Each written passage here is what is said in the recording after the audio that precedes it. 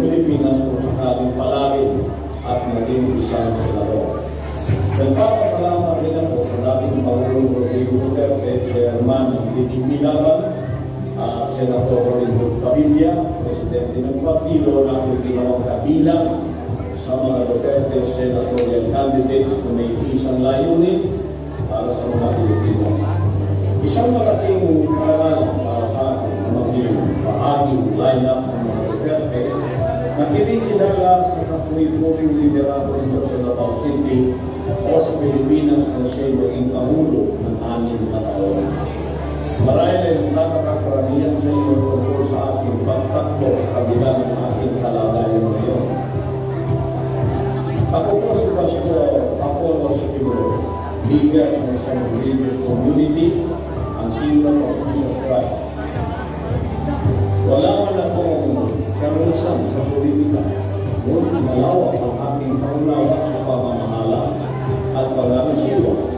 Sa katunayan, sa loob ng 4 taon bilang pastor ng Kingdom of Jesus Christ, nayarat ko ang pagbuhay ng mga miyembro at misyonaryo sa KOJC at may tatag ang ilang mga organisasyon na tumututok sa pagpapahalaga sa tao na matulungan ang kanyang pangangailangan.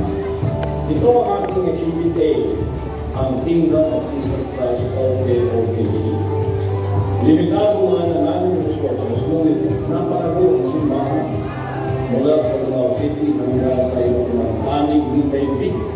Wala pa noon ang rin tumutulong ng KOJC sa lipunan ng pamahalaan sa pamamagitan ng mga humanitarian programs. May tatag ang Children's Teleportation Incorporated na nagbigay kanina sa mga batang naulila at napabayaan. Ang Kitas Club International ay may mga programa naglalayo, mailayo ang mga bataan sa pinagbabawal ng program, malikot ng mga makakalawang grupo, at ibang masasamang influensya. Marami ng scholars na nakatapos sa naging mga profesional mula ng maitayo ang Jose Maria College Foundation na Australia. Mula ng 2020, meron ng 112 na J. Maria Lawyers ang nag-produce ng JMCFR. Noong 2024, may 26 na bagong mga doktor ang nag-produce naman ng College of Medicine. Pinipuna pa rin sila pinangalan ng academic excellence, debate, journalism, research, sports. Ang advokasya at pagkasa at malinis na kapaligiran ay binigyan ng pansin sa pamamagitan ng sansya ng religious movement. Ang alingko, ang mga volunteer ay nagsasalawan ng free anti-religious trials.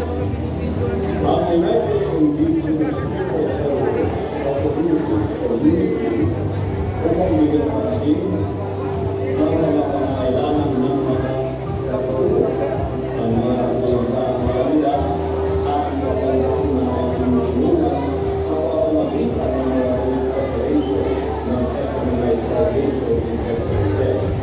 Ang bilang magamit siya ng Sunday International Ocean ang mga program natin sa radio, television at digital media ay nakapulot sa pagpapailan ng bansa o nation building.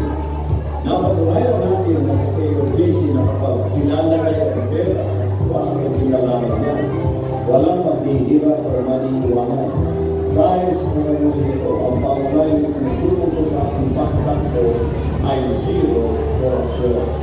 Kalabang ang korupsyon sa ating bansa ngayon at nawawalan ng tiwala ang taong bayan sa ating pamahalaan dahil sa kawalan ng transparency at accountability sa pag-handle ng buwis mula sa pera ng mga mamamayan.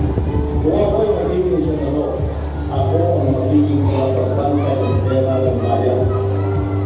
Sisiguraduhin ko na ang pera ng mamamayan ay may lalaan para sa kaginawan at magiging tulong sa bawat mga kailangan.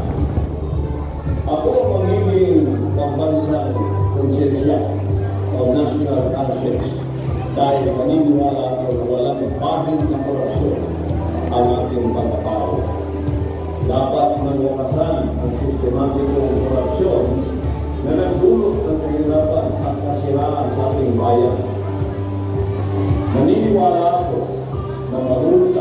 ang problema ito kung papapanatili ng mga opisyal ng pamahalaan na nangangasiwa sa budget, lalo na sa mga pinatawan o representante ng mga distrito at pamayanan.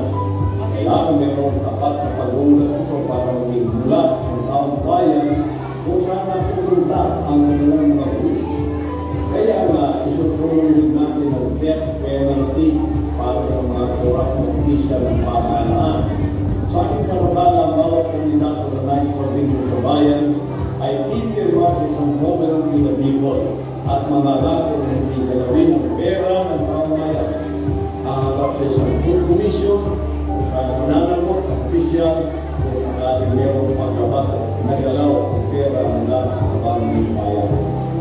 Ito ang focus ng aking reforma dahil naniniwala ako na hindi pagpapalain ng Diyos sa aking bayan kung mayroon ang magnanakaw at magtiwali sa pamahalaan. Kalakip nito'y pag-aalaman ko ng justisya at katotohanan kapahanan ng bawat Pilipino. Bilang isang spiritual leader na nakaranas ng political harassment dahil sa aking mabuting prinsipyo pagiging malapit sa pamilya ng Duterte, naunawan kong tigat ang pangakit kawalan ng justisya. Naniniwala ko na panahon ako magkaroon ng tunay na leader sa Senado. Huwag nating hayaan manaig ang magagahaman sa pera at kapangyarihan. Tandaan, sa eleksyon, ako si Pastor Apollo Tibuloy ang nagsusulong ng mga reforma ito. Death penalty sa mga korap ng barampong magnanakaw, tuluyang pagsuko sa salot ng global si PPNP-NDA, tagapagtanggol ng mga makabayan laban sa puso ng gobyerno, makakalikasan, kalinisan, ay kagandahan at kalusugan. Linisin natin ang Pilipinas mula sa mga korap magnanakaw. Pagandahin natin muli ang Pilipinas at bayabungin ang mga lamay, bulaklak at mga puno sa kapaligiran. Isulong rin natin ang National Super Highway System sa bansa na mapagkakalit kami ng bawat isla at puno upang maging madali ang transportasyon ng mga kalakal at servisyo para sa bawat Pilipino. Ayusin natin ang Pilipinas. Gawin natin first world country ang bansa. Hindi imposible yan. Simulan natin ngayong eleksyon. Pilipinas, subukan natin ang bago at may presido. Both straight PDP naman. Number 10, Atty. Jimmy Bongo. Number 22, Senator Pato de la Rosa. Number 28, Senator Bongo. Number 13, Atty. J.B. Lulo. Number 34, Atty. Raul Gambino. Number 38, Congressman Rodante Marcoleta. Number 56, Atty. Pete Rodriguez. Number 58, Salvador. Number 42, Dr. Richard Mata. At ang inyong record, Pastor Apollo Tibuloy, number 53, Salvador. Maraming salamat po para sa Diyos at Pilipinas ng ating mahal. Ayan! Isang palakpak naman dyan! Ayan! So, huwag naman po natin nakalimutan na gusto po natin ang maayos na Pilipinas. Straight PDP po talaga tayo. Diba? So, 10 na po yung inendorso ng ating mahal na Pangulong Rodrigo Duterte. Pwede po natin i-additional po si Allen po po yan po, pang number 11 natin, pang number 12 natin, so bahala po kayo kasi nilalagay nyo.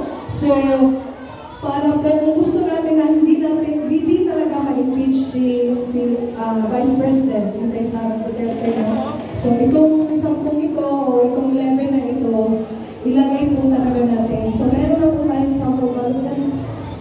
Iboto po talaga natin at mag-isip po talaga tayo. Pag-isipan po natin this time po talaga. O, kung sa mga nakaraan na eleksyon, nagkamali na tayo, wag na lang sa panahon ngayon.